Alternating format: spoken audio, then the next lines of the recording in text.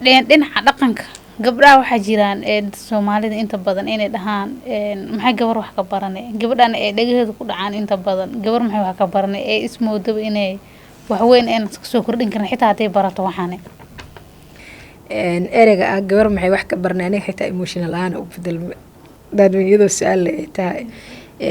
aad u nacbaa ereygaas in gabdhaha yacni lagu dhaho gabar maxay wax ka baranaysaa waan la dhahaa abuse loo ma arko waxaa jira waxyaabo abuse emotional abuse la yiraahdo marka la baranayo arrimaha GBV-ga emotional abuse-ka waxaa kamid ah in la dhaho tusaale inta u badan maqasho gabar wax barata jika ka dambayso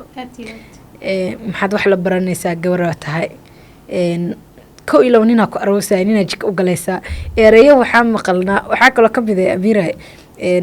bakeeriya ay dhacaayo ama galaas ay dhacaayo alaabtaada bakaare taal alaabteed maxaa u jibinaysaa intaas oo dhan waa abuse gabdhaha loo geysto laakiin lama fahansana in laga daayo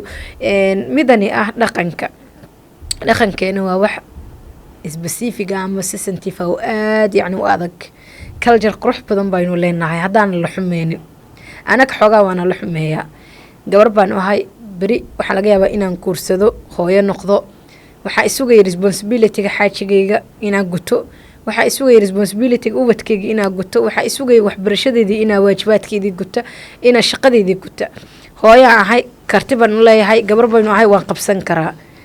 jika inaa galana isma weydiinayo ninkani guursanayo responsibilitygiisii anay isaaran tahay oo dharkiisii iyo wuxuu cunaya aniga waxna la ogyahay maanta haddii aan salaad aan anaka nagala rabo oo ilaahay waajib noogu dhigay haddaan jidka inta istaago microphone qaato dukada idina maxay soo kordhinaysaa waa sidaas si la mid ah anaki maxay aheeday maxay aheeday in ninkeeni aynu cunto u karino asiga qancino cuntadiisa aan siino mas'uulka ahana waa wax anaka noo yaalo oo na sugayo waxbarashadeena iyo inta in la isku xirana xoogaa in la dhaho jika ka dambeysay dhaqankeena aad bay markaasi aan u xun tahay waxaa kaloo jirto quraanka kariimka 114 aayad waliba iyo suurad walibaba wax gooni bay ka hadlaysaa tusaale suuratul Yuusuf waxay ka hadlaysaa qisadii Yuusuf ya suurad walbaba wax bay ka hadlaysaa tusaale kale suurada qul huwallahu ahad waxay ka hadlaysaa Allah sifaadkiisii oo dhan inuu waxna dhalin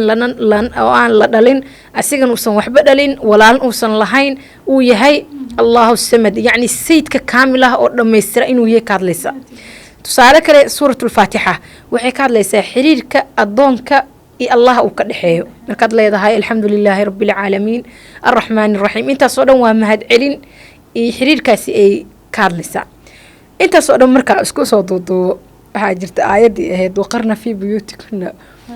aayadaasi waxaa nogula dhigay haddaan dhahno maanta waxaan rabaa inaan maxay ahaday TV-gani gabar ka noqoto madax amiirani TV-gani madax noogu noqoto aan u ololay in la dhaho maxay u noqonaysaa waqarna fi buyuut gurigeedii ha fadhis aayadaas in yani loo isticmaalo si laakiin Allah subhanahu wa ta'ala wuxuu ugu talagalay uu gadaal ka raaciyay وقرنا في بيوتكن ولا تبرجن تبرج الجاهلية الأولى هذه أصاب بحنان بنانك سيد جاهلين عن دتك وحما قرتدا دتك أقونت عنين أي أقيليان أي أهضلان ها أقيلين ناخذ دد حشود بدل ناخذ دد إدبله يعني أساس بوجود تلاقي عيادي لما يسترهيو لما فيرينيو waxaa lagu soo koobayaa waqarna fi bid hada daan dhaho maxay meeshaas wax ka doonay aayada lagu soo qabanaya waa dareemi kartaa dhaqankeena dhaqan qurux badan baan leenahay laakiin in xoga adkeeyaan Soomaalidu gabdhuhu xuriyada loo siiyo inay wax bartaan inay shaqaysan karaan meesha ay joogan inay madax ka noqon karaan inay yani maamuli karaan manager ay noqon karaan la dhiirigelin karo inta baan anigu dhaqankeena aad baa u jecelahay laakiin culayska dhaqankeena xoga la saarayo oo hadan dhanka diinta ilaah baa yiri rasuulka yiri way kala awood badan tahay oo kala weyn tahay hadana adoona wax cadeen aadan u heenin dad dhahdo ilaah baa yiri rasuulkiis baa yiri dambi bay kugu noqonaysaa oo aadan hayninba ina sidaas sii dhahdo marka intaas baa aniga ahaan aan dhaqankeena ka